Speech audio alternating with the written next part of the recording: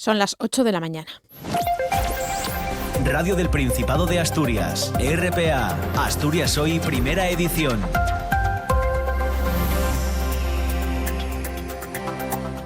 ¿Qué tal? Saludos, muy buenos días. Hoy es la segunda jornada de huelga en les escuelines convocada por comisiones obreras, que cifra el seguimiento de ayer por encima del 70%, mientras que el Principado señala que en la nueva red autonómica de 44 escuelas se queda ese seguimiento en el 20%. Es un porcentaje en el que excluye al personal con permisos u otras ausencias justificadas. El seguimiento de la huelga ha sido nuevamente un éxito. Estamos muy contentas. Sabíamos que iba a ser así, porque las educadoras nos lo demostraron en las asambleas que tuvimos durante estas semanas atrás, que querían más lucha, y lo están demostrando con el seguimiento de la huelga y no conformándose. Ella es Tania Alonso, es la portavoz de comisiones obreras de las escuelinas de 0 a 3, que pide a la consejera de Educación que tenga en cuenta sus reivindicaciones.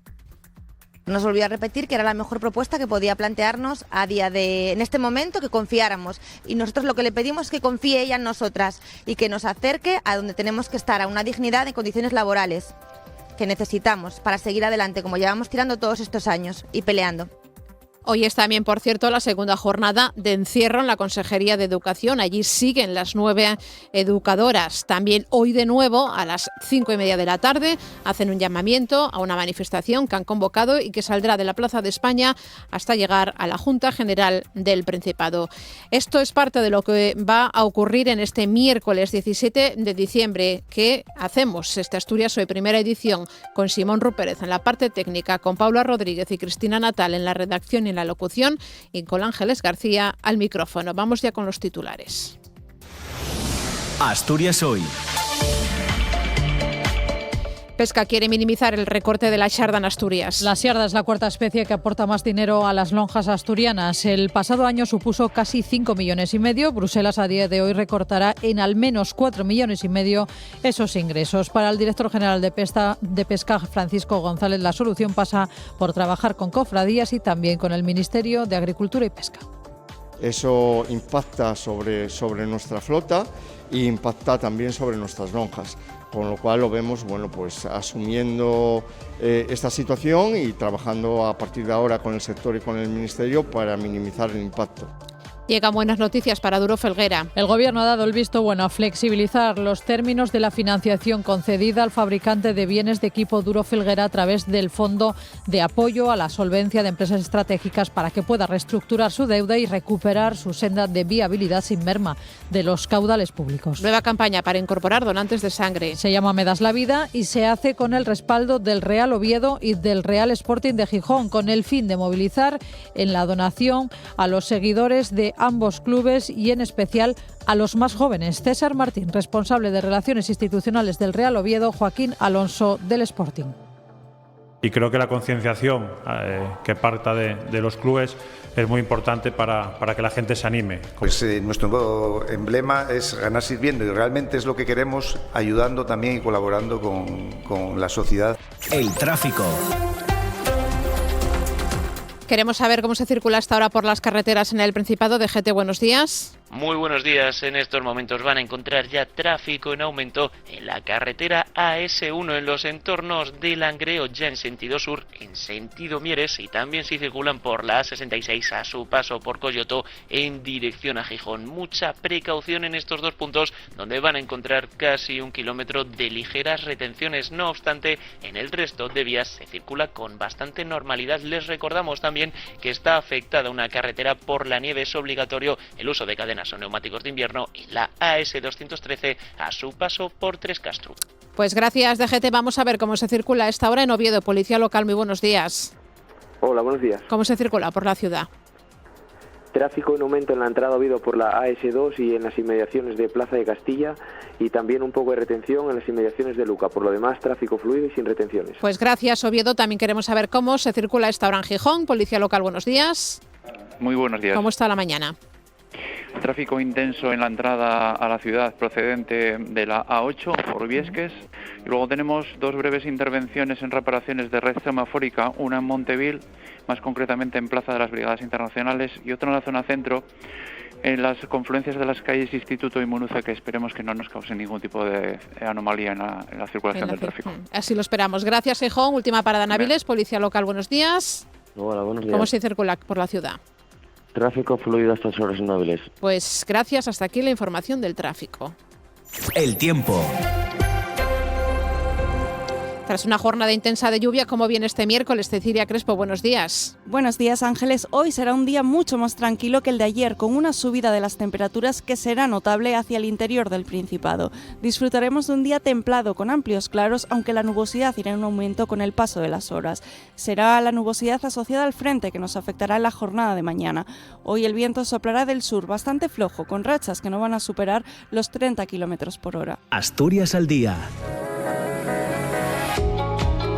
8 y casi 6 minutos de la mañana, a las 9 en punto. Comienza Asturias al día, vamos a ver con qué asuntos. Buenos días, Nacio. ¿Qué tal, Ángeles, Paula, compañeras de Asturias Hoy, primera edición? Vamos a hablar con la ingeniera química Paula Rapado. Acaba de ganar el premio a la mejor tesis doctoral en Economía Circular de la Cátedra Cogersa, con un trabajo que investiga el uso de residuos forestales para la producción de plástico. Asegura que es totalmente posible, escalable, que es como lo llaman técnicamente, incluso para conseguir ya una producción industrial de plástico a través de biomasa. Estará la propia Paula Rapado con nosotros, también Salvador Ordóñez, que ha sido uno de los dos tutores de la tesis doctoral de esta investigadora.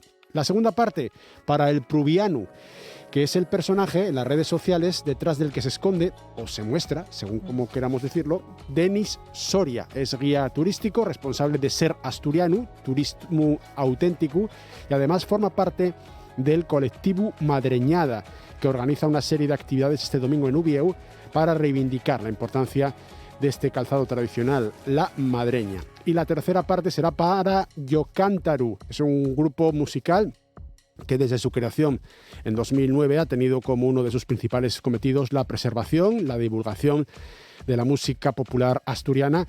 Saca ahora su primer disco, Escanciando Cantares, destacando la importancia de la declaración por la UNESCO de la cultura de la sidra asturiana, incluyendo, como no, la música. Fernando Nuño, Fernando Entrialgo y Rebeca Velasco son los tres componentes de Yocántaru que estarán con nosotros hoy en Asturias al Día, Ángeles. Todo ello asuntos a partir de las 9. Gracias, Nacio. Buena jornada. Muchas gracias. Están escuchando Asturias Hoy, primera edición.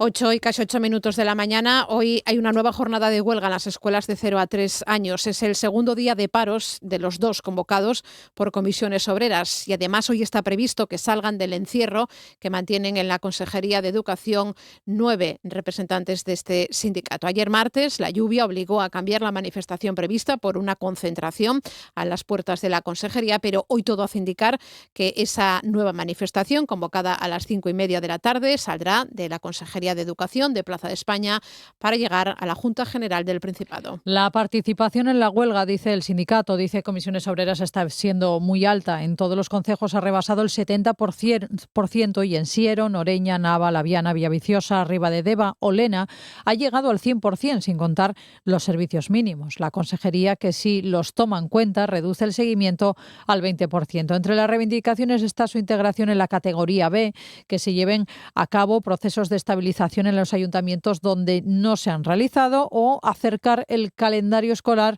al de la otra etapa educativa. En definitivas cuentas, que se acerque esta etapa educativa con las mismas características a otros ciclos de educación en Asturias. Eva Montes es portavoz de Comisiones Obreras. Vamos a seguir peleando por la carrera profesional porque es un derecho que nos corresponde. El grupo B, porque somos categoría B, porque el cargo que desempeñamos somos categoría B. Queremos acercarnos al calendario escolar fundamental. Una de nuestras líneas rojas es que ninguna se quede fuera, tanto todas las personas que a día de hoy forman parte de las escuelas infantiles estabilizadas y sobre todo las no estabilizadas. Sus representantes siguen encerradas en la consejería a la espera de que se atiendan sus reivindicaciones. En las escuelinas, muchos padres y madres aseguran entender esas demandas. Alejandro Sánchez es uno de ellos.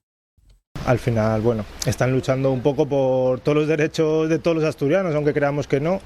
Al final, muchas escuelas con poco presupuesto y con poca importancia no sirve de nada. Yo, por las circunstancias, no puedo dejar a los peques, tenemos que trabajar los dos, no tenemos aquí a nadie, entonces no nos queda otra que tener que traerlo. Ojalá pudiese quedármelo yo y que hubiese más huelga aún todavía, si pueden.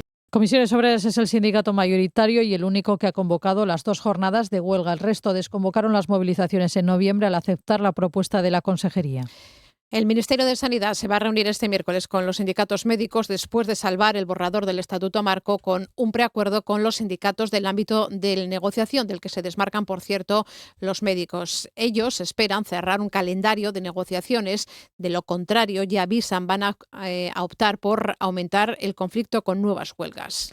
Después de conseguir este lunes un preacuerdo verbal con los sindicatos del ámbito de negociación con el que desactivar la huelga que habían convocado para enero y desbloquear la negociación, Sanidad afronta a partir de las 4:30 una reunión clave con los sindicatos médicos con los que ha venido negociando de forma paralela pero sin éxito. Sus exigencias parten de negociar un estatuto marco específico para los médicos y facultativos y contar con su propia mesa de negociación. Hablamos ahora de la gerente del Centro Comunitario de Sangre y Tejidos, María Teresa Díaz Campomanes, que confirma que a primeros del próximo mes de enero esperan que se inicien ya las obras de adecuación de su nueva sede en el Parque Tecnológico de Llanera y que las obras van a tener una duración estimada de 10 meses, por lo que, como pronto, el traslado se realizará en los últimos meses del 2026. Díaz Campomanes asegura que están con muchas ganas de trasladarse a esa nueva sede que va a ser en el Parque Tecnológico de Llanera.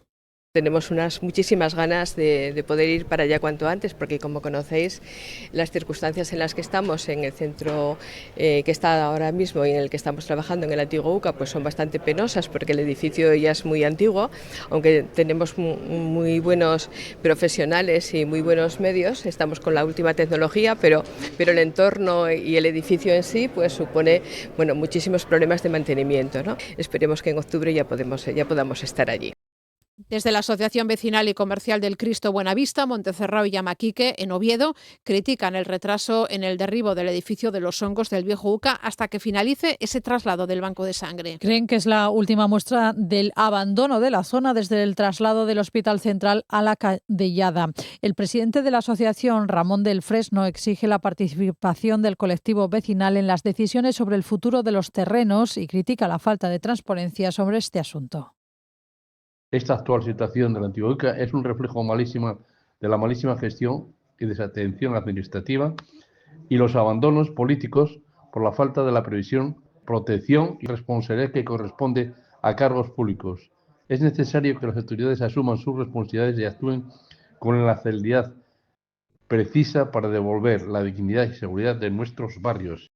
Me das la vida es el nombre de la nueva campaña del Centro Comunitario de Sangre y Tejidos, cuyo fin es conseguir la incorporación de nuevos donantes. Es una campaña que se hace con el respaldo del Real Oviedo y del Real Sporting de Gijón, con el fin de movilizar en la donación a los seguidores de ambos clubes y, en especial, a los más jóvenes. Cada bolsa de sangre que donamos ayuda a 3 personas. Cada día son necesarias entre 180 y 200 bolsas de sangre en los hospitales. Para este año las donaciones han caído un 7%, así que el mensaje es claro, hacen falta donantes y sobre todo jóvenes. Las organizaciones de esta campaña, los organizadores que ponen en marcha esta nueva campaña, que se llama Me das la vida, recuerdan que si uno se anima a donar entre el viernes 19 de diciembre y el domingo 21, van a recibir como obsequio una bufanda de uno de los 2 equipos, el viernes en los centros fijos de Oviedo y Gijón y durante el sábado y el domingo en las unidades móviles que se van a ubicar en la Plaza de América en Oviedo y en la Plaza del Marqués en Gijón. Se podrá donar durante la jornada. Conchita Saavedra es la consejera de Salud. Las necesidades aumentan. Necesitamos 180 a 200 bolsas de sangre al día. Es mucha gente, ¿no? Y por lo tanto necesitamos, como digo, ser más constantes. Las donaciones este año han descendido un 7%. El Real Oviedo y el Real Sporting de Gijón suman de nuevo fuerzas con el Centro Comunitario de Sangre para impulsar esta campaña que, como decimos, trata de movilizar a sus seguidores, en definitiva también a los más jóvenes. César Martínez es responsable de Relaciones Institucionales del Real Oviedo y Joaquín Alonso, responsable de Relaciones Institucionales del Real Sporting de Gijón. Y creo que la concienciación que parta de los clubes es muy importante para que la gente se anime. Pues nuestro emblema es ganar sirviendo y realmente es lo que queremos, ayudando también y colaborando con la sociedad. Desde Castropol nos hacen una propuesta relacionada precisamente con la salud y con la radio. Nace Bibliosalud, el podcast de la salud rural y salud real que conduce la bibliotecaria de Castropol, que es Manuela Busto, y la responsable del plan de salud, Belén Pertierra, y la periodista Andrea Arruñada. Es un podcast que surge de la colaboración entre la Biblioteca de Castropol y el plan de salud del Ayuntamiento de Castropol. La bibliotecaria Manuela Busto explica que este espacio sonoro busca mejorar la salud de la ciudadanía del entorno de Castropol. Dando un paso más allá, pues la colaboración entre la Biblioteca de Castropol y el Plan de Salud del propio Ayuntamiento de Castropol, pues se nos ocurrió hacer un podcast en el que vamos a tratar temas que realmente importan, ¿no? Que nos importa, como es la salud, tema importantísimo. Y lo hemos subtitulado Salud Rural, Salud Real. Son 12 episodios que se van a emitir uno cada mes y tratarán varios temas relacionados con la salud. Estamos en un entorno rural que a priori favorece pues los buenos hábitos y demás, pero que hay que recordar que siempre hay que pues estar atentos, vigilar pues eso, los buenos hábitos, la buena alimentación, hacer deporte y el podcast en distintas sesiones pues vamos a invitar a gente de la comarca, del pueblo, gente que nos visita por el verano, a que nos hable un poco de la relación, gente de distintos ámbitos, a la relación que tienen con la salud. La música y la salud, la farmacia y la salud, la moda y la salud. Ya es una realidad el Observatorio Asturiano de Violencia sobre las Mujeres. Se trata de una herramienta destinada a mejorar la coordinación institucional, la atención y el acompañamiento a las víctimas. Asturias refuerza la lucha contra la violencia machista con el Observatorio Asturiano de Violencia sobre las Mujeres. Sus principales funciones serán la elaboración de informes y estudios sobre las distintas formas de violencia contra las mujeres, así como la colaboración con las distintas instituciones para impulsar estrategias de prevención y erradicación de la violencia machista. Lo destacaba la propia vicepresidenta del Gobierno, Jimena Llamedo, que además ha recordado que en el presupuesto asturiano de 2026 se aumenta un 25% la partida para combatir la violencia machista. Pretendemos que sea un espacio en el que mejorar y reforzar la colaboración institucional y en el que se analice la realidad de la violencia de género en Asturias, pero que también sea un observatorio que proponga medidas, que trabaje estrategias concretas para mejorar ese trabajo y esa respuesta que damos desde las instituciones en algo que es una prioridad fundamental. En el presupuesto para el 2026, el Gobierno de Asturias, en este proyecto de presupuestos, recogemos un incremento del 25% de los fondos destinados a la violencia de género. RPA, Asturias Hoy, primera edición. Cuando son ya casi las 8:18 de la mañana, les contamos que el Gobierno regional va a trabajar con cofradías y también con el Ministerio de Agricultura y Pesca para minimizar el impacto económico por la reducción en los cupos de la Xarda. El pasado año supuso casi 5,5 millones y el tijeretazo impuesto ahora desde Bruselas va a recortar en al menos 4,5 millones esos ingresos. Ese recorte del 90% y la provisional del 70% de la Xarda para el 2026 va a tener un fuerte impacto económico en las rulas asturianas. El director general de Pesca, Francisco González, asume la situación de recortes en los cupos de la Xarda debido a la situación de la especie. Defiende que ahora lo que toca es trabajar para reducir los costes económicos en el sector. Eso impacta sobre nuestra flota e impacta también sobre nuestras lonjas, con lo cual lo vemos pues asumiendo esta situación y trabajando a partir de ahora con el sector y con el Ministerio para minimizar el impacto. El gerente de la Rula de Avilés, Ángel Muñiz, ha calificado de abismal el recorte a las cuotas pesqueras de la Xarda o del Abadejo. Una mala noticia para los pescadores y para la flota comercial. Un recorte que ni siquiera va a paliar ni mitigar que las embarcaciones asturianas puedan capturar la próxima temporada atún rojo por primera vez. Es una buena noticia que tengan posibilidades de captura de algún ejemplar de atún rojo, pero son muy limitadas. No puede haber una pesca dirigida como podía ser para estas especies. Entonces es bienvenida la posibilidad de que se pueda pescar y comercializar el atún rojo en nuestras aguas por nuestros barcos, pero no va a compensar de ninguna manera. El Partido Popular dice que ese recorte del 70% en la pesca, impuesto por Bruselas para la xarda, va a ser un desastre tanto para la flota como para las lonjas y acusa al Gobierno central de no haber defendido los intereses de Asturias en Bruselas. También denuncia al Ejecutivo de Adrián Barbón por inacción y por calificar de positivo en parte la adjudicación de las cuotas. Los populares alertan ante la posible reducción de unidades pesqueras y la pérdida de transferencias internas entre censos fundamentales, aseguran, para que la merluza sea suficiente para todo el año. A Bruselas se van este jueves las asociaciones agrarias. Han convocado una gran manifestación para denunciar los recortes presupuestarios y las exigencias de la Unión Europea. Asaja, COAG y UPA auguran que será una protesta histórica y masiva, con más de 10.000 agricultores de toda Europa. Buscan presionar a los líderes europeos que en estos días debatirán el futuro presupuesto comunitario para el periodo 2028-34. Exigen una PAC fuerte y con presupuesto, acabar con la competencia desleal, que el sector agrario no sea moneda de cambio de cualquier acuerdo comercial y una simplificación, dicen, normativa. Pedro Barato es el presidente de Asaja y Miguel Padilla, el secretario general de COAG. Todos ellos han hecho una propuesta, todos han hecho la propuesta y ahora los eurodiputados están en contra de la propuesta que los suyos han hecho. Porque la presidencia que se espera en Bruselas va a ser muy importante y, desde luego, las puertas de España están abiertas, me refiero en cuanto a las posibles movilizaciones. Eso ya lo decidiremos las tres organizaciones en su momento, dependiendo de qué pasa ahora.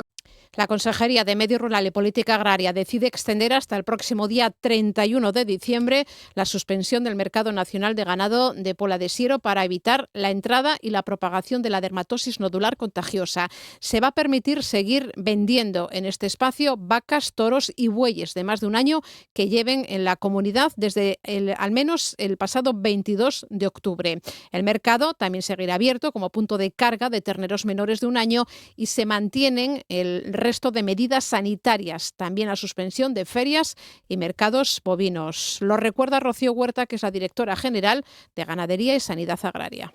Esta es una medida que se adopta para hacer frente a la enfermedad de la dermatosis nodular contagiosa y que se suma a las ya adoptadas en la resolución de noviembre. De este modo, se seguirá con la actividad normal, como hasta ahora, con la agrupación para su comercialización de los terneros nacidos en las explotaciones de Asturias y también de los bovinos mayores en las mismas condiciones que se venían realizando. RPA, Asturias Hoy, primera edición. El Gobierno da el visto bueno a flexibilizar los términos de la financiación concedida a Duro Felguera, a través, eso sí, del Fondo de Apoyo a la Solvencia de Empresas Estratégicas para que pueda reestructurar su deuda. En el marco del plan de viabilidad actualizado de la empresa, el Consejo de Ministros ha autorizado la modificación de condiciones de los contratos financieros firmados por Duro Felguera. Con esta autorización ya contemplada en el plan de reestructuración de la compañía, se flexibilizan los términos de la financiación concedida para que Duro Felguera, para que esta compañía pueda reestructurar el conjunto de su deuda y así recuperar también su senda de viabilidad sin merma de los caudales públicos. El contrato para el derribo de las baterías de Coc de Avilés, que está investigando la UCO por un presunto amaño, tuvo un recorrido complejo. La obra se la llevó la navarra Erri Berri, que fue la que presentó la oferta más baja, pero antes había sido adjudicada a una UTE en la que participaba la asturiana Los Álamos. El letrado andaluz Fernando Albert Aragón presidió las mesas de contratación de Sepides. Precisamente la investigación le sitúa como responsable de haber favorecido a Erri Berri y, por tanto, a la trama corrupta de Leire Díez. Nos lo cuenta Natalia Alonso. Fue a finales de noviembre de 2021 cuando Sepides adjudicó a Erri Berri el contrato para demoler las baterías de Coque de Avilés. Era el fin de un proceso lleno de sobresaltos en el que incluso se puso de manifiesto que la oferta de la empresa navarra se situaba por debajo de lo prudente. Erri Berri presentó la oferta más barata, por la que Sepides solo tendría que pagar 2,8 millones al elevar hasta los casi 10 millones lo que obtendría la firma navarra de la venta de los materiales de las baterías. En segundo lugar quedó su competidora con marca asturiana Lezama Los Álamos. El importe de su oferta era el doble de cara, algo más de 6 millones. Se da la circunstancia de que la propuesta de Lezama Los Álamos había sido la primera adjudicataria del contrato. Fue anulada en agosto de 2021 después de que Erriberri recurriese y el Tribunal Administrativo Central de Recursos Contractuales le diese la razón, porque el pliego de condiciones había sido redactado por un miembro de la mesa de contratación que también participó en el informe de valoración. Solo 3 meses después, Erriberri se hizo con el contrato. El presidente de ambas mesas de contratación era Fernando Albert Aragón, por entonces responsable del Departamento Jurídico de Sepides. Pertenece al cuerpo de letrados de la Junta de Andalucía y se le sitúa en el entorno de la ministra María Jesús Montero. La investigación le señala como el responsable de haber favorecido a Erriberri, que habría desviado hasta 400.000 euros a la trama corrupta. No fue la única polémica. La primera mantuvo investigado al socialista avilesino y ex viceconsejero de Administraciones Públicas Álvaro Álvarez, después de que el propio presidente de la mesa de contratación informase de que una de las licitadoras, la UTE Lezama Los Álamos, había alertado de que una tercera persona, Álvarez, se había ofrecido a interceder a cambio de dinero. La causa contra Álvaro Álvarez, que siempre mantuvo su inocencia, fue archivada al no encontrarse indicios de tráfico de influencias. Momento para hablar ahora de los presupuestos del Principado para el próximo año, para el 2026, que van a incrementar en un 19% las transferencias corrientes a los ayuntamientos. Los municipios tendrán que gestionar además los 5 millones destinados a prevención de incendios, la mejora del Fondo de Cooperación Local y las inversiones en infraestructuras hídricas. Son detalles que ha dado a conocer el consejero de Hacienda ante el Consejo de Alcaldes, Alcaldesas y Portavoces en la oposición de la Federación Socialista Asturiana. El consejero de Hacienda daba explicaciones ayer sobre las cuentas a los alcaldes socialistas asturianos. Guillermo Peláez defendía que el Gobierno de Asturias tiene, dice, un fuerte compromiso con los municipios. Por su parte, el presidente del Consejo de Alcaldes de la FSA, también alcalde de Corbera, Iván Fernández, considera que son los presupuestos, dice, más municipalistas de los últimos años. Las partidas que se destinan, que se invierten en los municipios o que se destinan a través del capítulo 4 a los municipios, y hay un incremento del 19%. Vosotros, como digo, sois una pieza absolutamente clave y en el presupuesto lo hemos tenido en cuenta. Este es el presupuesto más municipalista. Queda muy grande a lo mejor decir de la historia, porque a lo mejor alguien dice, pues no, porque en tal año hubo esto, pero de los últimos años es el más municipalista.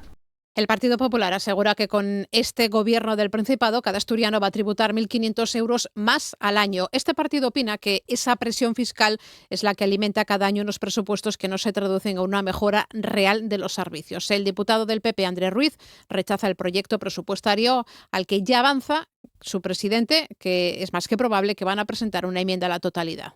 Se trata de una situación que afecta a los autónomos, que tienen una fiscalidad que no es competitiva, que afecta a los trabajadores asturianos con un IRPF con una recaudación desbocada, afecta también, por supuesto, a las personas que quieren acceder a la vivienda habitual, y con todo eso es con lo que Barbón está alimentando la burbuja presupuestaria. Más ingresos que vienen derivados del aumento del coste de la vida, más ingresos que vienen derivados de una presión fiscal sumamente alta.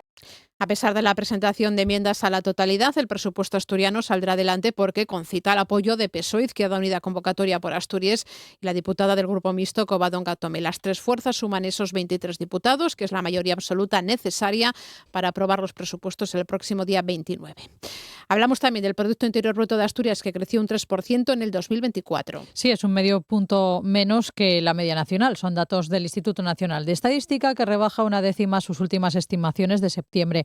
Esta es la evolución de la economía asturiana desde 2022, cuando el PIB alcanzó el 4,8%. En 2023 bajó un 1,7% y de nuevo en 2024 volvió a crecer, pero no tanto como en el año 2022. Entre las comunidades autónomas, Murcia y Canarias lograron los mayores crecimientos económicos por encima de la media nacional. A la cola se situó Cantabria. Y apunten esta fecha, el 29 de marzo, porque a partir de ese día Asturias va a tener conexión aérea con Ámsterdam. La operará la aerolínea holandesa KLM.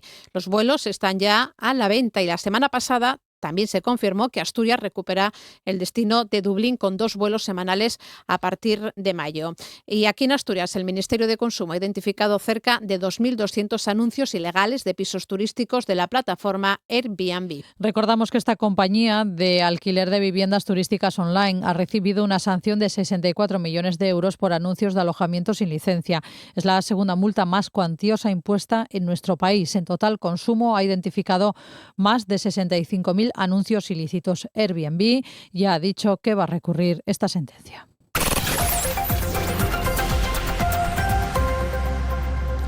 Parque Principado no puede crecer con las directrices del comercio actual. Así lo confirma el director general de Ordenación del Territorio de Asturias, Ignacio Latierro, en el mismo día que el Ayuntamiento de Siero daba comienzo las obras de mejora a sus accesos al Parque Principado. El regidor Ángel García ha pedido actualizar o derogar unas directrices que considera están frenando el desarrollo económico, en este caso del municipio. Con ambos ha estado Diego Arias. La ampliación anunciada hace unos días de Parque Principado no sería viable actualmente debido a las directrices del comercio, una noticia que no sorprende al regidor sierense, quien pide derogar o actualizarlas cuanto antes para adaptarse a los nuevos modelos de consumo y, sobre todo, no frenar a las inversiones privadas interesadas en asentarse. Con las actuales directrices sectoriales de comercio, la ampliación de Parque Principado está expresamente prohibida. Requiere una tramitación mucho más compleja que la que a priori parece que se está proponiendo. No podemos pretender estar en una burbuja ajena a lo que ocurre en el mundo y a los hábitos de consumo de los ciudadanos, y lo que deberíamos de hacer es adaptarnos lo más rápido posible para no seguir perdiendo empleo y oportunidades de inversión. La negativa se produce en la misma jornada que arrancaban las obras de mejora de los accesos a Parque Principado, 2 carriles directos para quienes lleguen desde Oviedo hacia la explanada comercial o la rotonda actual de los polígonos, una inversión de casi 875.000 euros y un plazo de ejecución de 6 meses que asume el consistorio por su importancia estratégica. Para Siero es muy importante que este nudo funcione correctamente por la actividad económica que genera y que podéis ver, ¿no? Es una realidad, es uno de los puntos con más tráfico de Asturias, y que para seguir creciendo en actividad económica y residencial, pues creemos que es estratégico. Se busca evitar los atascos de un lugar por el que pasan 11 millones de visitantes al año y que generan a las arcas municipales solo en 2024 1,4 millones de euros. En Gijón, el ayuntamiento va a condicionar la zona exterior de la finca, la isla, para abrir sus jardines a los visitantes del Botánico Atlántico. Va a ser el primer semestre del próximo año. El gobierno gijonés ha cerrado la compra de la propiedad con los herederos de Florentino Valdés por casi 2 millones de euros, una inversión por la que tanto el jardín catalogado como la residencia pasan a formar parte del patrimonio municipal. El plan de uso recoge que habrá zonas museográficas donde acercar la figura del industrial gijonés y servicio de hostelería con acceso directo desde el exterior. Lo explica Jesús Martínez Salvador, portavoz del Ayuntamiento de Gijón. La ciencia y la investigación con los laboratorios, Banco de Germoplasma y el herbario, pues deban de estar ahí. Que también podamos tener espacio para las asociaciones vinculadas al jardín, que hasta ahora no lo tienen. El Gobierno concede a título póstumo la medalla al mérito en las Bellas Artes en su categoría de oro a José Luis Cienfuegos, que fue director del Festival Internacional de Cine de Gijón durante 17 años. El Ministerio destaca la visión innovadora de Cienfuegos, su gran compromiso con la cultura cinematográfica y su capacidad para impulsar un espacio de encuentro entre creadores y espectadores. Además del director del Festival de Cine de Gijón, también estuvo al frente del certamen de Sevilla y de la Seminci de Valladolid. José Luis Cienfuegos falleció de forma repentina, recordamos, el pasado 2 de diciembre. Este gestor cultural nació en Avilés y forma parte de los 35 galardonados con las medallas de oro al mérito en Bellas Artes 2025 que aprobaba ayer el Consejo de Ministros. En el ámbito de la música han sido galardonados la cantautora Cristina Rosenbinge, el productor y DJ Óscar Mulero, las cantantes Karina y María del Monte, la cantaora Estrella Morente y el grupo musical Los Chichos, y el festival además de música el Primavera Sound. En cine y teatro, entre otros, han sido distinguidos el actor Luis Tosar, la actriz Emma Vilarasau, la directora y guionista Lauda Ruiz de Azúa. En literatura se ha reconocido al escritor Manuel Vicent y a la dibujante de cómic e ilustradora Ana Miralles, la filóloga y escritora Irene Vallejo y la librería Rafael Alberti también han sido galardonados. Todo el deporte en tiempo añadido. Todo el deporte en RPA. Este sábado, Por la tarde desde la 1:30, Real Oviedo Celta de Vigo. Lealtad de Villaviciosa Salamanca. Unión Popular de Langreo Real Valladolid Promesas. Y Leganés Sporting de Gijón. Y el domingo, desde las 12:05 del mediodía, Real Oviedo Vetusta Gimnástica Segoviana. Y además, baloncesto. Caja Rural de Zamora Alimerca Oviedo Baloncesto. Y más tarde, desde las 6, Real Avilés Racing Club de Ferrol. Todo el deporte en tiempo añadido. Todo el deporte en RPA. Están escuchando Asturias Hoy Primera Edición. 141.000 personas se han beneficiado de las actividades del tercer sector en Asturias, o dicho de otra manera, 1 de cada 7 asturianos se han beneficiado de ello. Es un sector fuerte, consolidado, con 244 ONGs en activo y además que genera empleos. Son más de 6.000 los asalariados de las entidades sociales. Su peso es del 1,15% del Producto Interior Bruto asturiano, 325 millones de euros. Y son datos que se recogen en la primera radiografía del sector en Asturias que nos trae Luis Tazón. El 80% de los fondos que tienen son públicos y por eso piden más colaboración empresarial a través de la responsabilidad social corporativa. Les preocupa su financiación, de ahí que demanden la aprobación de la ley del tercer sector en el Parlamento Autonómico. La norma, según la Consejería de Derechos Sociales, se empezará a redactar el próximo año. Víctor García, presidente de la Mesa del Tercer Sector en Asturias, y José Antonio Llosa, coordinador del estudio sobre la situación del tercer sector en Asturias, lo analizaban de esta forma. Las empresas pueden ser grandes aliadas en la responsabilidad social, como lo están siendo en algunos casos, sobre todo las obras sociales de las entidades bancarias. La mayor preocupación para la mayoría de entidades manifestadas por ellas mismas es justamente sobre su futuro financiero y la estabilidad a ese respecto. Una tradición extensa. La mayoría de entidades llevan implantadas en Asturias entre 20 y 30 años ya. Bueno, esos son los datos. Nosotros queremos profundizar en ese estudio que se ha hecho sobre la situación del tercer sector en Asturias, precisamente con José Antonio Llosa, que es el equipo investigador de la Facultad Padre Oso que ha liderado el estudio. José Antonio, muy buenas. Hola, buenos días. Buenos días. Y nos acompaña también en el estudio Ramón Menéndez Navia Gómez, que es vicepresidente de esta mesa del tercer sector y además es secretario general de Cáritas en Oviedo. Ramón, muy buenas. Buenos días. Bueno, vamos a ver lo primero. ¿Cómo se gesta la idea de poner en marcha este estudio? ¿Quién dijo, vamos a hacer un estudio del tercer sector? Porque es el primero que se hace en Asturias. Sí. Eso lo queríamos hacer desde hacía bastante tiempo en la mesa del tercer sector. Lo que pasa es que para todo, como para todo, se necesita dinero y se necesita dinero también.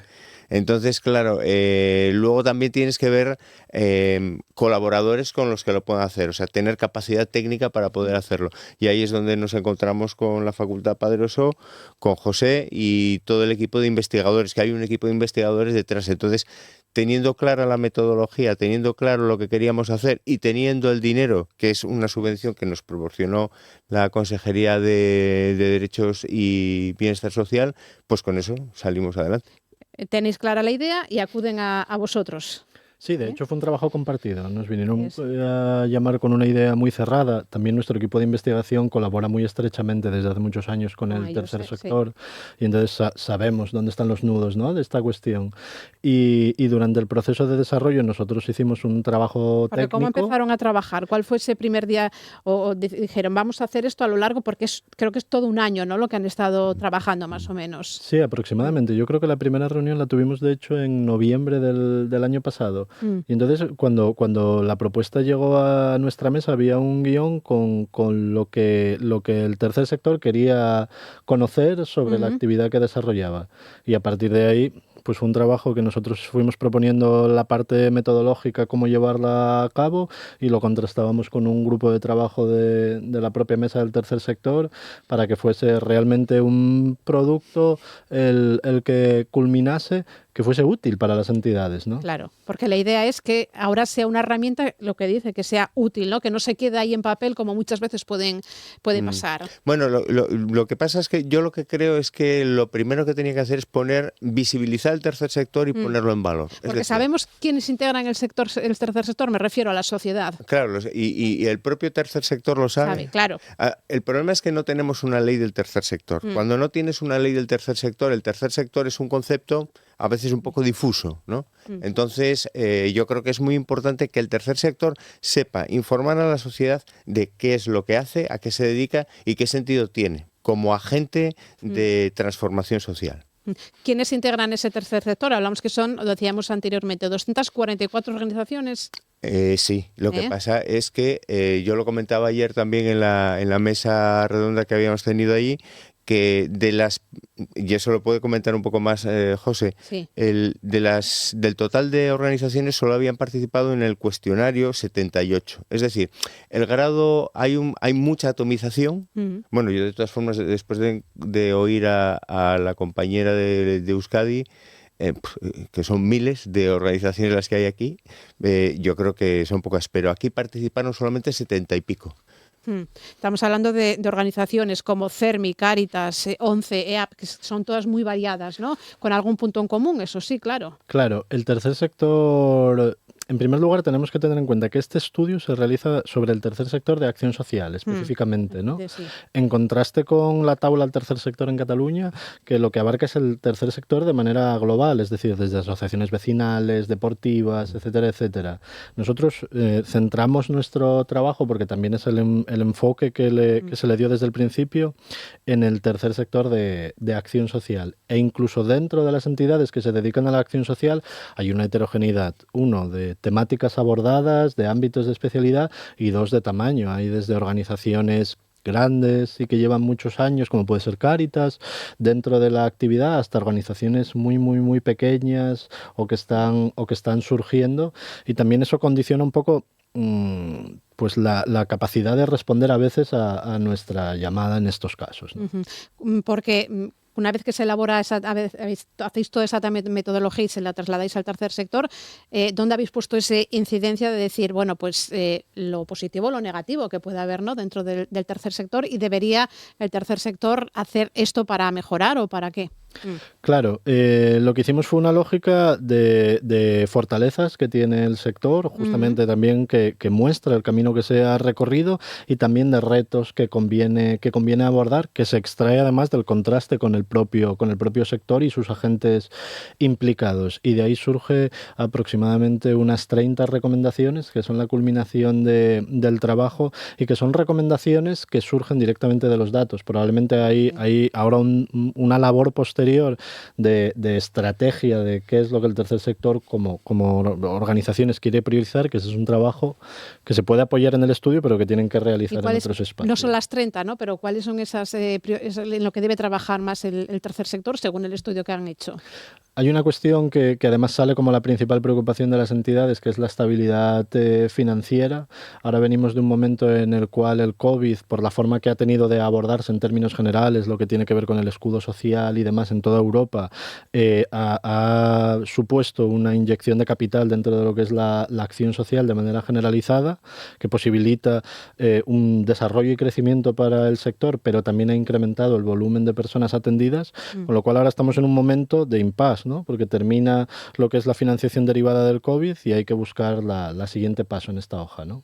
Que es lo que le corresponde al tercer sector, ¿no? Lo que pasa, yo creo que es importante también que la gente sepa qué es el tercer sector. Y el tercer sector, como tiene ya ese nombre, ya parece que dice, esto... Podemos estigmatizarlo, ¿no? Sí, entonces, esto del tercer sector. Y yo creo que hay un tema de lenguaje que a veces pasa, ¿no? Y hay determinada, incluso se ideologiza también. Y entonces hay un grupo que se apropia de un determinado lenguaje y deja fuera a otra parte. Entonces yo lo que creo es que lo importante del tercer sector es que surge de experiencias humanas muy concretas. O sea, la persona que está atrapada en un sexto sin ascensor, en torno a eso es cuando surge una organización relacionada con la discapacidad.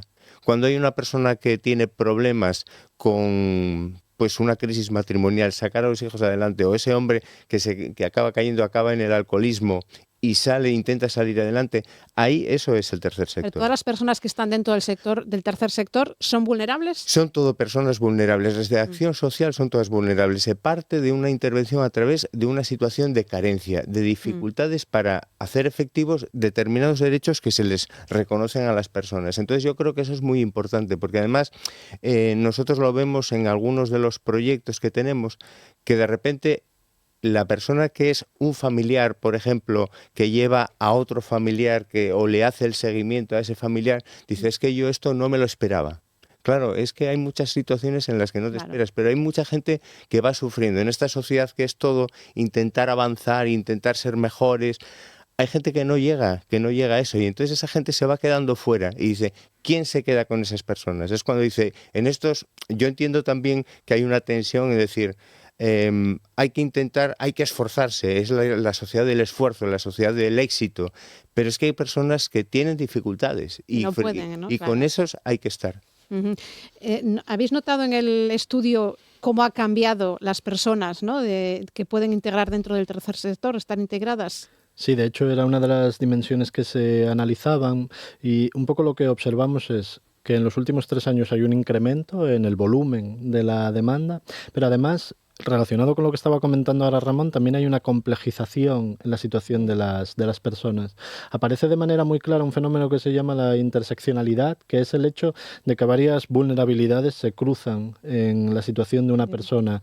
Y entonces a esa persona que experimenta una discapacidad, como podría ejemplificar Ramón hace un momento, se le une el hecho de un problema de salud mental, y a eso se une el hecho de la soledad no deseada, y a eso se le une una serie de cuestiones que van precipitándose y que lo que hacen es pues enfrentarnos a situaciones vitales mucho más complejas y también desde el plano profesional mucho más difíciles, ¿no? de tratar de orientar, o desde el plano de lo que es la sociedad civil organizada tratando de prestar ayuda, cada vez es más difícil saber cómo, ¿no? Claro, porque entiendo que eso desde el tercer sector ya se sabía, pero necesitaban igual no corroborarlo. Claro. Y además yo creo que hay otro problema también, que es que la gente identifica el tercer sector como una empresa de servicios barata para la administración, y eso es lo que no es el tercer sector. El tercer sector atiende a todas esas realidades de personas en situación de exclusión, pero lo que hace también es incorporar en ese proceso a muchos actores distintos. Personas voluntarias, personas participantes, personas técnicas, sociedad en general, la sensibilización que se trabaja para que la ley del voluntariado dice que la experiencia de voluntariado tiene que ser una experiencia personal de transformación, personal para una transformación social. Y yo creo que ese ecosistema que se va creando entre las organizaciones, porque ahí es donde se habla, cuando tú descubres que tu vulnerabilidad, a través de la vulnerabilidad de la persona que atiendes, todo eso va generando un tejido y una reflexión que es muy importante. Eso es lo que tiene el tercer sector. Y aparte también hace acciones concretas para ayudar a esas personas. No es solo un discurso, sino que es un discurso acompañado de acciones. Un discurso que se quede ahí, como decía yo al principio, en el papel, ¿no? Que se ponga en práctica, que entiendo que es lo más importante. Sí, de hecho hay una pregunta importante que es el qué, ¿no? La gente no sabe muy bien a veces lo que es el tercer sector y hay que ponerlo sobre la mesa. Pero la pregunta más importante es el cómo, ¿no? El tercer sector tiene una forma de desarrollar su acción y su actividad muy característica y muy diferente a la de, por ejemplo, una empresa de servicios, ¿no? Si queremos poner ese... Porque la empresa de servicios lo que busca es lucro, y el tercer sector, su definición es que no busca lucro, lo que busca es la mejor manera de mejorar su entorno, ¿no? Ese es el punto. De hecho, viendo lo que habíais presentado ayer, desde el punto de vista económico, el tercer sector es una, digamos, pieza clave, ¿no? Dentro del Producto Interior Bruto asturiano. Nosotros se lo explicábamos a los empresarios cuando en la campaña del IRPF, el de Impuesto de Sociedades, le decíamos, bueno, intentar establecer alianzas con las empresas. Y es que todo este dinero que se recibe es para personas que viven en Asturias, que consumen en Asturias, que pagan exactamente. Entonces eso es muy importante. Y hay una cosa que también tiene que quedar, ayer a lo mejor no se puso en valor, pero de casi un 60% del dinero que se recibe es retorno para las arcas públicas, porque viene por la vía del IRPF, por la vía de las cotizaciones de la Seguridad Social y por el IVA que repercutes y que nosotros las organizaciones no podemos repercutir, que nos lo comemos. Es decir, es una aportación a toda la dinámica económica importantísima también. Hablaba justo antes de la importancia de la financiación, ¿no? Tenemos que casi el 80% que recibe el tercer sector es pública, de ahí la importancia de que haya una financiación privada. Sí, de hecho, una de las conclusiones del estudio es a este respecto, porque tradicionalmente a las entidades sociales, yo llevo muchos años leyéndolo y oyéndolo, ¿no? Diversificar las fuentes de financiación, ¿no? Realmente lo que vemos es que en Asturias las entidades sociales ya están diversificando sus fuentes de financiación, utilizan muchas fuentes de financiación. Es una cuestión de intensidad. Mayoritariamente proviene del ámbito público, con lo cual ahora lo que hay que hacer es intentar fortalecer otras vías de financiación alternativas. La buena noticia es que el camino ya está abierto, es seguir explorándolo, ¿no? Porque ahora, ¿por dónde pasa el futuro del tercer sector? Bueno, yo creo que en primer lugar pasa por la ley del tercer Esa sector. ley, sí. Y dentro de la ley del tercer sector estará el diálogo civil, porque no es una cuestión solo social, es una cuestión de educación, es una cuestión de salud. Hay muchas consejerías que tendrían que estar implicadas.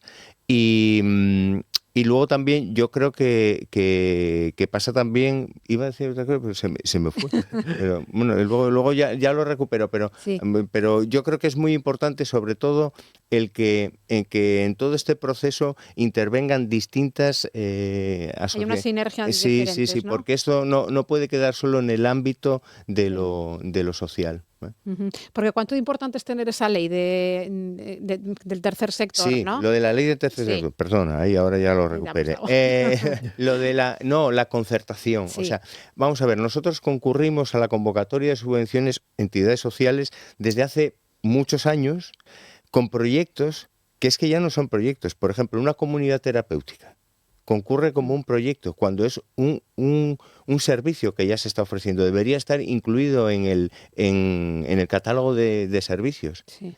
Y sin embargo no se está haciendo. Entonces hay parte que es lo que llamamos la acción concertada, que eso no tiene que estar, porque yo creo que la vía de los proyectos son iniciativas que además tendrían que tener una duración delimitada en el tiempo. No sería, si hay algo que tiene que delimitarse en tiempo, yo creo que entonces la vía es la concertación. ¿Para qué? Para darle estabilidad. Lo que no puedes es generar todo un entramado de recursos que no sabes si el año siguiente lo vas a tener. Vas a tenerlo, claro.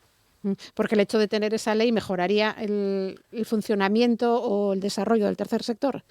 Claro, delimitaría los ámbitos en los que se podría aplicar la concertación, en la que no definiríamos mejor qué es lo íbamos comentando José y yo antes de entrar, lo que es una asociación o una organización que pertenezca al tercer sector, porque hay una parte que es la gobernanza. O sea, si hay una asociación que hace una acción social y que la componen 6 personas, pero no tiene base social, no hay órganos de gobierno diferentes de los órganos de ejecución, de los órganos de gestión, entonces digo, aquí volvemos a un modelo que ya es más apropiado a la empresa. O sea, el jefe de la empresa decide lo que hace en cada momento y lo decide él. Pero el debate, toda esa discusión donde tienes que hablar con personas que piensan de una manera distinta a la tuya, que te pueden, darle un poco la vuelta a la cabeza, pues yo creo que ese es el proceso bonito, que lleva mucho tiempo y que es muy costoso, pero es que es otra manera de vivir. Bueno, la Fundación, en este caso la Facultad Padre-Os ha dado ese primer paso, ¿no? Ofreciendo o dando esos datos y todas esas posibilidades, esas 30 retos, creo que decías, sí, son ¿no? 30 recomendaciones. Recomendaciones que habría que poner en práctica. Sí, ahora vamos, yo lo que creo es que sobre todo, entre otras cosas, está en intentar que otras organizaciones que están, digamos, menos, que no hay tanta fidelización y no hay tanta asociación en plataformas y redes, que puedan sumarse, pero para eso tienen que ver que, por ejemplo, la mesa del tercer sector es algo útil para ellas. No es simplemente una estructura que se crea y que no tiene tampoco ningún objeto. Porque, José, lo comprobaron, que es útil que exista el tercer sector. Claro, y además una de las cosas que observamos es que 2 de cada 3 entidades sociales están vinculadas a alguna red o plataforma, con lo cual a ese respecto lo que se encuentra en espacios como la Mesa del Tercer Sector u otras plataformas y redes existentes es un órgano de representación, pero también creo que es importante que exista un órgano de reflexión, un espacio para contrastar y para que esa diversidad que existe entre entidades sociales no sea ningún hándicap, sino que en realidad es el valor, ¿no? Sí. Y luego a mayores, el tercer sector es una muestra de un espacio democrático, en última instancia, con lo cual también es un marco de reflexión. de la sociedad civil organizada útil para la administración pública cuando se enfrenta a un proceso reflexivo sobre cualquier ámbito, ¿no? Pues a tener en consideración todas estas recomendaciones que ha hecho en este caso un equipo liderado por José Antonio Llosa de la Facultad Padre Ossó y Ramón Méndez Navia Gómez, vicepresidente de esta mesa del tercer sector, a ponerlo en práctica. ¿Vale? Gracias. Muchas por gracias. haber estado aquí. Un saludo, buenos días. Gracias. Chao. En Asturias Hoy, primera edición, Deportes. Vamos ya con los deportes con Diego Domínguez. ¿Qué tal? Muy buenos días. ¿Qué tal? Buenos días. El Sporting quedó ayer apeado de la Copa del Rey tras caer por 0-2 ante el Valencia en el Molinón. Beltrán en el minuto 4 de juego y Dani Raba, al comienzo de la segunda parte, dieron el triunfo a los Ches. Tras la eliminatoria copera, los de Borja Jiménez se centran ya en la competición liguera y en el choque del sábado ante el Leganés en Butarque. Nos han golpeado muy pronto con el primer gol. Hemos sido, creo que la primera parte, más o menos ajustado, con algún desajuste también a nivel defensivo más que ofensivo. Tuvimos la situación del empate, pero bueno, creo que en líneas generales han sido superiores a nosotros, tanto la primera parte como la segunda, donde el ritmo ya bajó y con el 2-0 era muy difícil.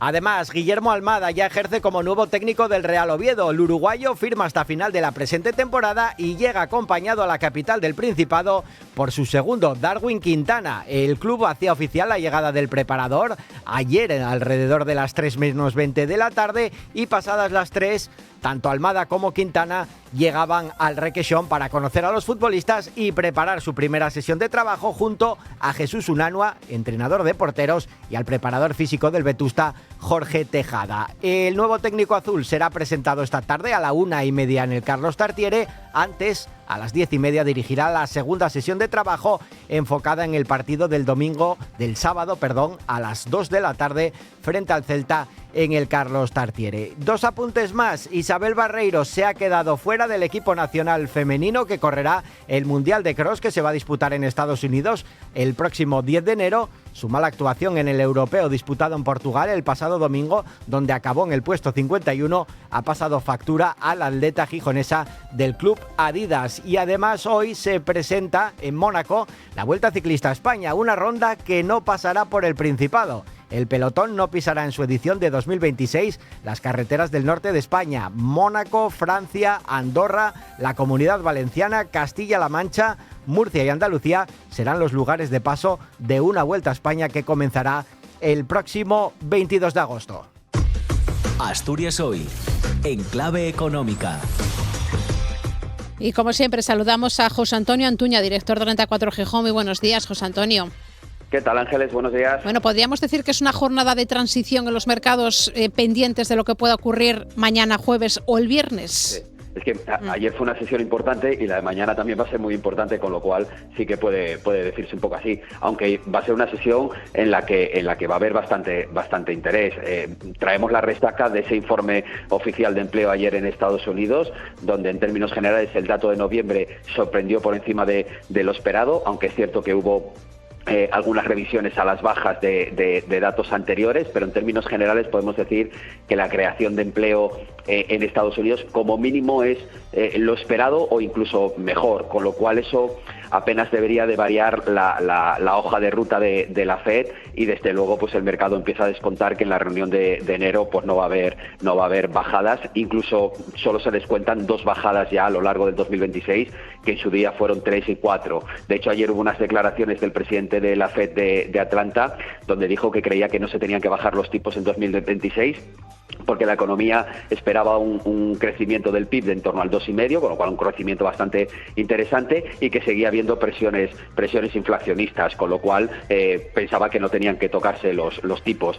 Pero es que también tenemos noticias en el sector tecnológico. Por ejemplo, parece que hay conversaciones preliminares con OpenAI y Amazon, que estaría dispuesta a invertir 10.000 millones de dólares en esta compañía, con lo cual parece que sigue el auge por la inteligencia artificial y parece que Amazon pues está apostando por ella. Y también a nivel geopolítico, pues esa tensión entre Estados Unidos y Venezuela está haciendo, por ejemplo, que el barril de Brent hoy esté repuntando el 1,5%, ¿no? Con lo cual eso también va a tener su implicación en el mercado, y a eso le añado pues que vamos a tener alguna referencia como el IPC del Reino Unido. Mañana tenemos reunión, además del Banco Central Europeo, también del Banco de Inglaterra, con lo cual es un dato importante para ver si se sigue con la idea de bajar tipos en Inglaterra, y vamos a tener también el IPC de la zona euro y también datos de encuesta empresarial en Alemania, ¿no? Con lo cual, bueno, es una sesión que vamos a tener su aliciente, pero es verdad que la de ayer era muy importante y la de mañana lo va a ser más. Sí. Pues lo iremos comprobando. Gracias, José Antonio, un saludo, buenos días. Gracias, buenos días.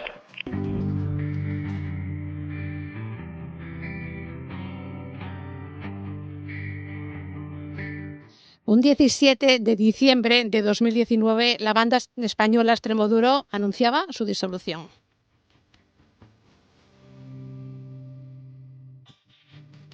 Esta banda de rock fundada por Rob Iniesta ponía punto final a una trayectoria de 32 años de grandes éxitos. Hace una semana, el 10 de diciembre, fallecía su cantante Rob Iniesta.